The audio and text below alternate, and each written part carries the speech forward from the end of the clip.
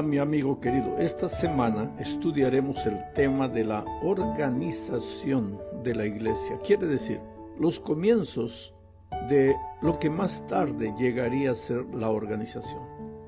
Todo comenzó cuando la iglesia empezó a crecer. Hechos 6:7 dice: y crecía la palabra del Señor y el número de los discípulos se multiplicaba grandemente en Jerusalén. Crecía, la palabra clave es crecer. El crecimiento no es malo, es simplemente la evidencia de que un ser está vivo. No solo el crecimiento físico, sino el crecimiento en todos los sentidos, y tratándose la iglesia, pues, del crecimiento espiritual. Pero el hecho de que hay verdadero crecimiento espiritual no quiere decir que no haya crecimiento físico. El número de los miembros de la iglesia primitiva aumentaba, crecía mucho en aquellos días. Y entonces encontramos el versículo 1 que dice, recuerda que estamos en Hechos 6, en aquellos días, como creciera el número de los discípulos, hubo murmuración de los griegos contra los hebreos de que las viudas de aquellos eran desatendidas en la distribución diaria. Aquí vemos una realidad del crecimiento. Junto con el crecimiento vienen los problemas. Hijos chicos, problemas chicos. Hijos grandes, problemas grandes. Familias pequeñas, problemas pequeños. Familias grandes, pues problemas grandes. Es una ley de la vida. Si no quieres enfrentar dificultades, no crezcas. Pero recuerda que el que no crece, en algún sentido, está muerto. Bueno, el problema que surgió en la iglesia primitiva cuando empezó a crecer fue la insatisfacción de los cristianos griegos. Ellos empezaron a quejarse de que las viudas griegas eran desatendidas en la distribución diaria del pan, dice el texto. ¿Qué es lo que sucedía? ¿Había injusticia? ¿Los cristianos judíos eran injustos? ¿O los cristianos griegos eran demasiado reclamones? ¿Cuál era la realidad? Bueno, lo cierto es que había problemas. Y cuando una iglesia enfrenta problemas, pues esos problemas son la oportunidad de evaluar las cosas y descubrir qué cambios deben ser hechos. En tiempos de aparente éxito es fácil acomodarse, y ese es un tremendo peligro para cualquier iglesia.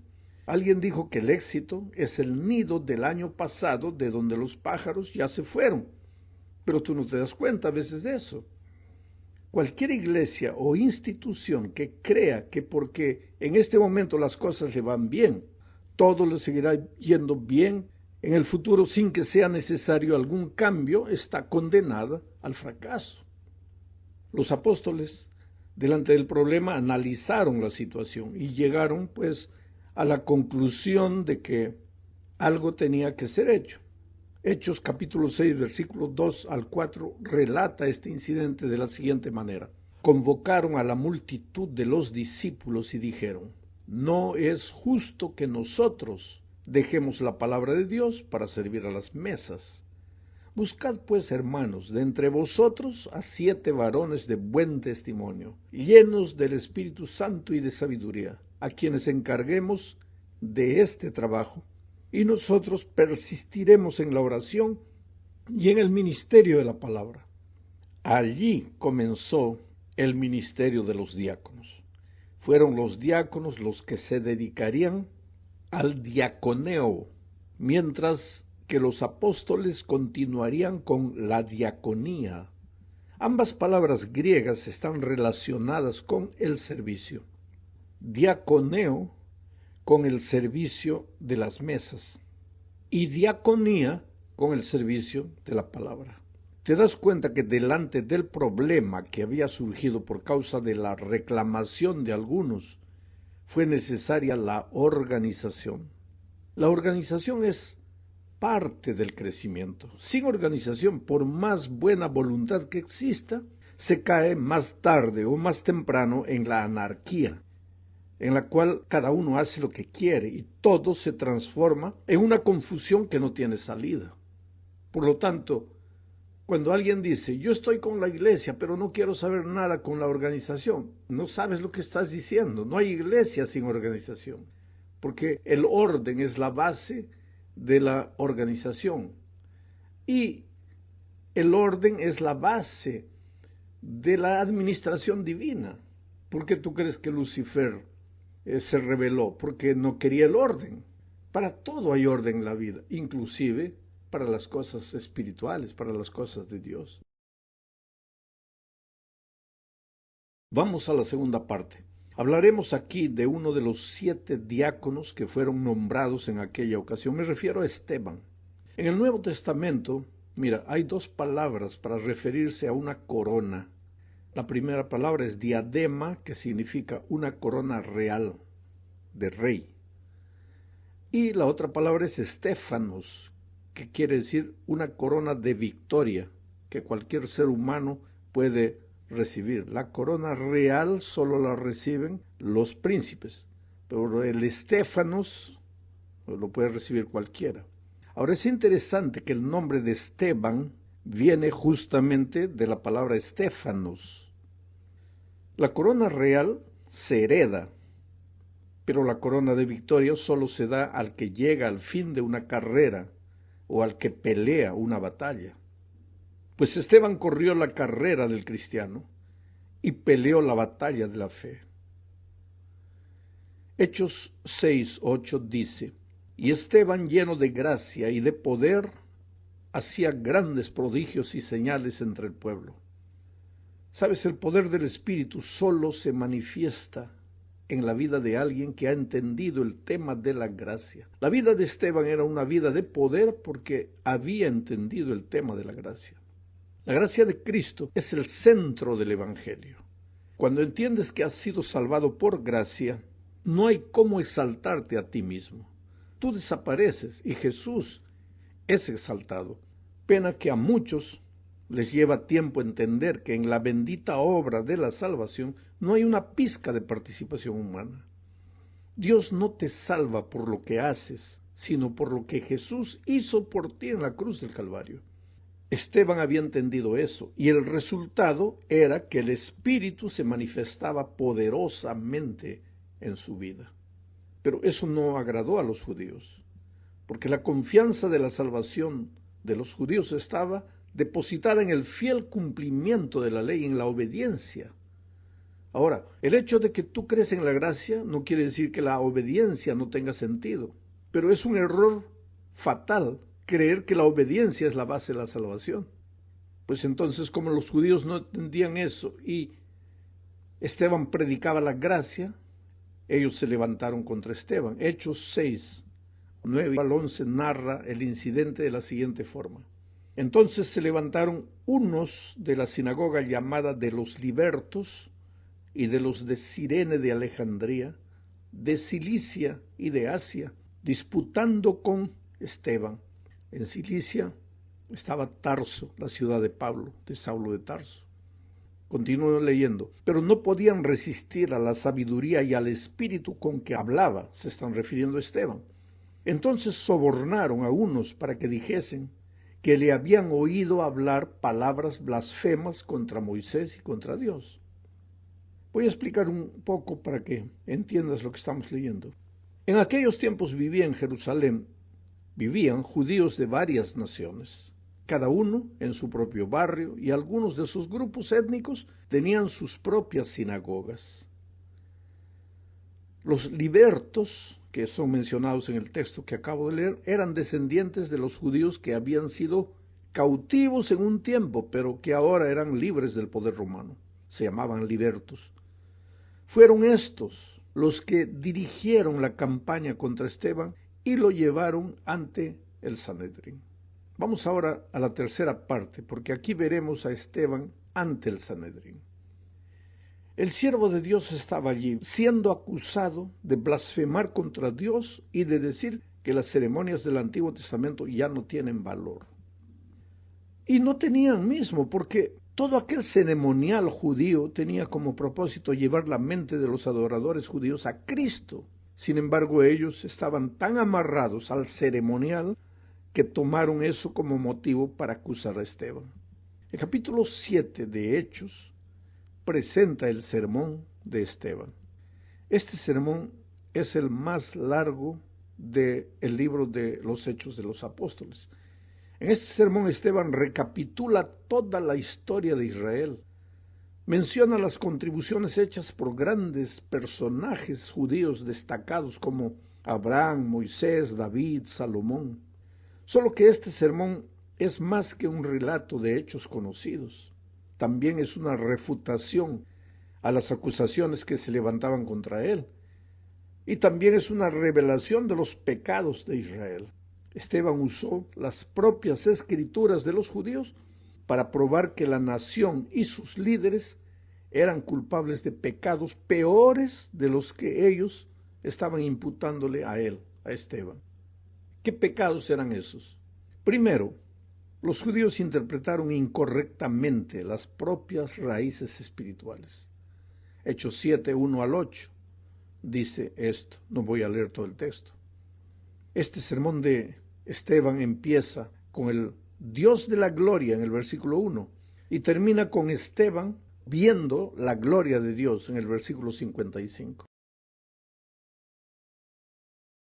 Esa gloria, Dios quería que hubiera sido reflejada en su pueblo, en el pueblo de Israel, en el pueblo judío, pero cuando Jesús vino, pues ellos lo rechazaron porque estaban amarrados a su ceremonial y no vieron a Jesucristo.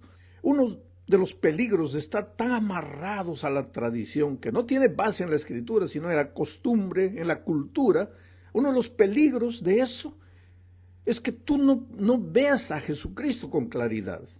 Bueno, el segundo pecado que Esteban menciona de los judíos es que ellos rechazaron a los libertadores que el Señor les envió. Eso está en los versículos 9 al 36. En tercer lugar, ellos desobedecieron la ley, versículos 37 al 46.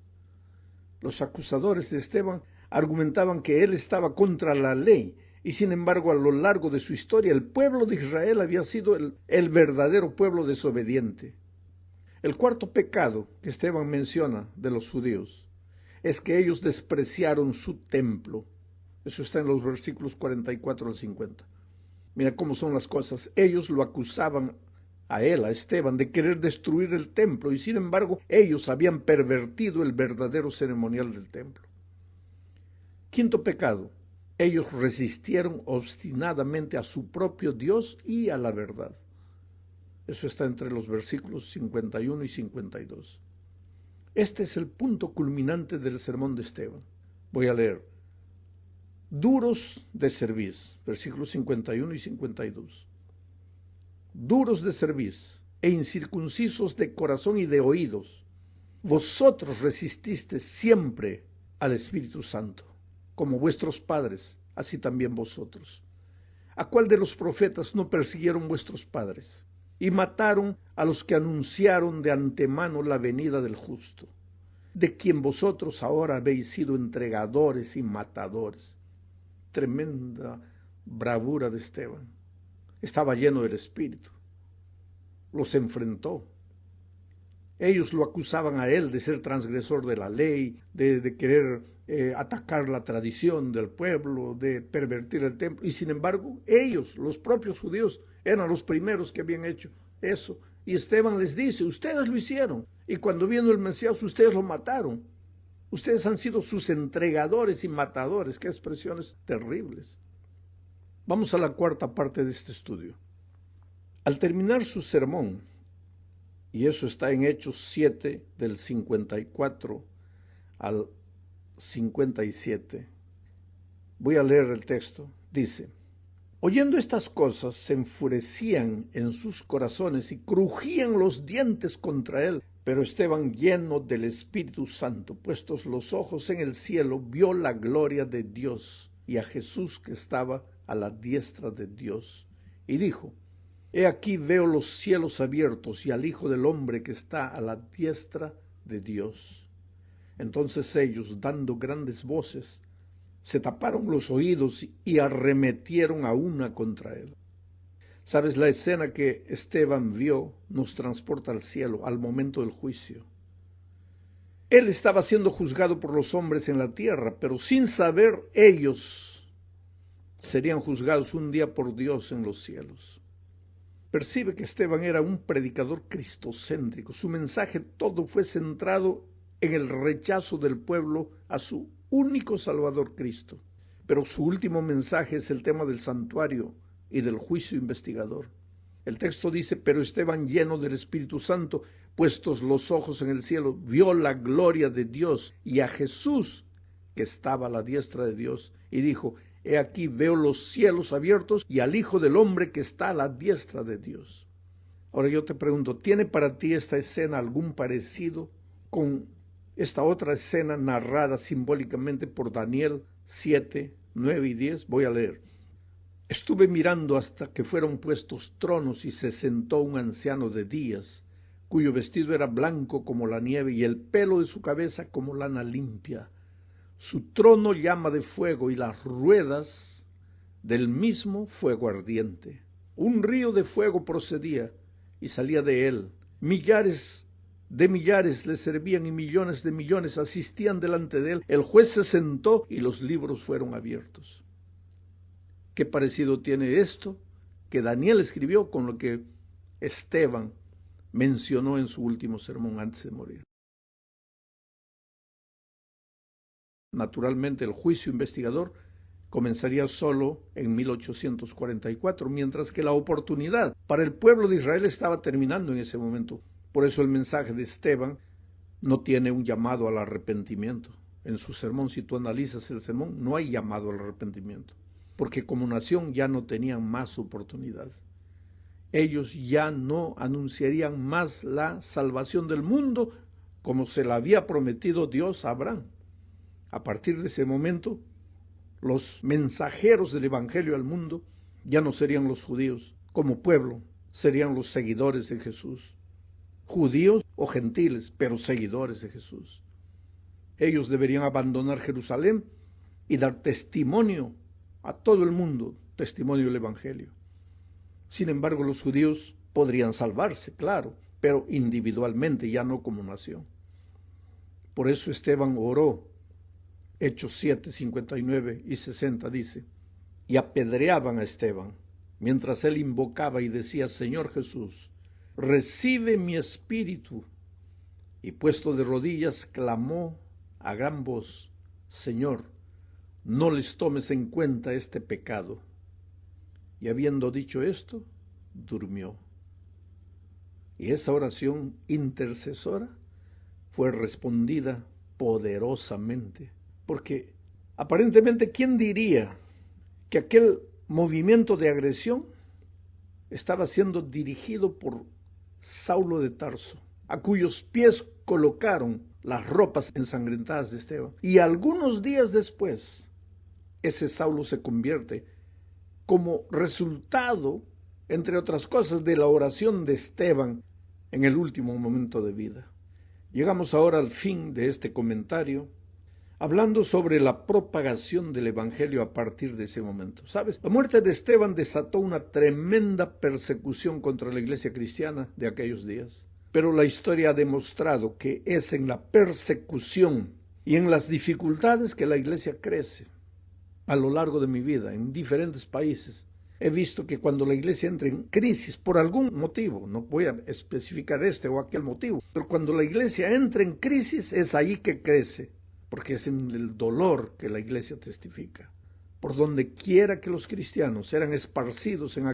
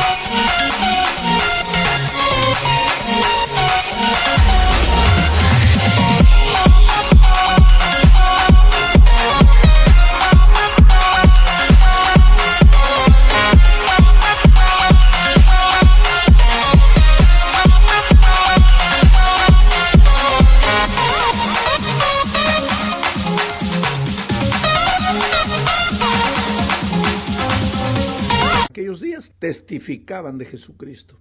Y la iglesia crecía, ya no solo en Jerusalén, sino donde quiera que los cristianos iban, huyendo de la persecución. Hechos 8, 1 y 3 dicen: y Saulo consentía en su muerte, en la muerte de Esteban. En aquel día hubo una gran persecución contra la iglesia que estaba en Jerusalén, y todos fueron esparcidos por las tierras de Judea y de Samaria, salvo los apóstoles.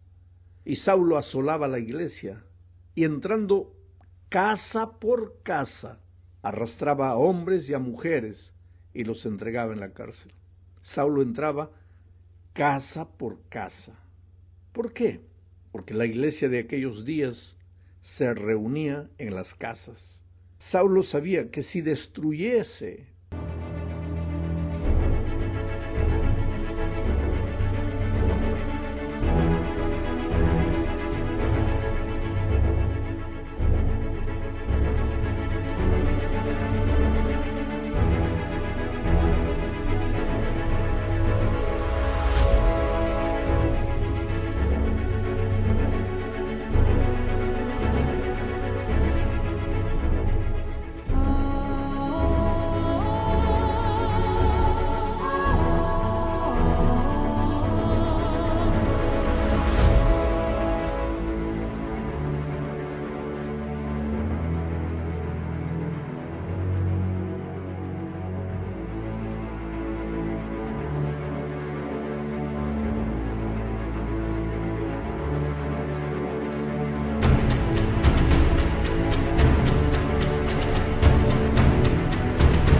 a la iglesia en las casas, destruiría a la iglesia como un cuerpo. El diablo también sabe eso. Tal vez por eso hoy día entra en la cabeza de muchos hermanos para no aceptar el plan de los grupos pequeños, que nada más son la iglesia de casa en casa, casa por casa. Bueno, siguiendo adelante con el capítulo 8 de Hechos, veremos que se destacan dos incidentes. Primero, la predicación de Felipe en Samaria. Muchos samaritanos se convirtieron, muchos se bautizaron, y la iglesia de Jerusalén, cuando oyó la noticia de que la obra estaba creciendo en Samaria, envió a Pedro y Juan a ayudar a Felipe en ese trabajo de evangelización. Al regresar de vuelta a Jerusalén, Pedro y Juan pasaron por otras ciudades samaritanas pequeñas predicando a Jesús y con muchos buenos resultados. En este capítulo 8 también se narra la conversión del eunuco etíope. Quiere decir, el evangelio había salido de las fronteras de Israel y se estaba esparciendo por otros países y lugares, samaritanos y etíopes. ¿Por qué? Porque la iglesia no es local, la iglesia es mundial. Esto es fácil de decir, pero es difícil de vivir, porque a veces nosotros, cuando vamos a nombrar a alguien, lo primero que pensamos: ¿es de mi país? ¿Es de mi región? ¿Es de mi pueblo? ¿Sí o no? Entonces, ¿nuestra iglesia es local o es una iglesia mundial? La iglesia no tiene fronteras, la iglesia no tiene banderas, la iglesia es mundial. Vuelvo a repetir, esto es fácil de hablar, pero es difícil de vivir. Y solo el Espíritu puede hacer esta cosa fácil de decir una realidad en la experiencia de cada cristiano, comenzando por los líderes, terminando por el que se considera último en la iglesia. Todos nosotros tenemos que vivir este mensaje. Que Dios nos bendiga.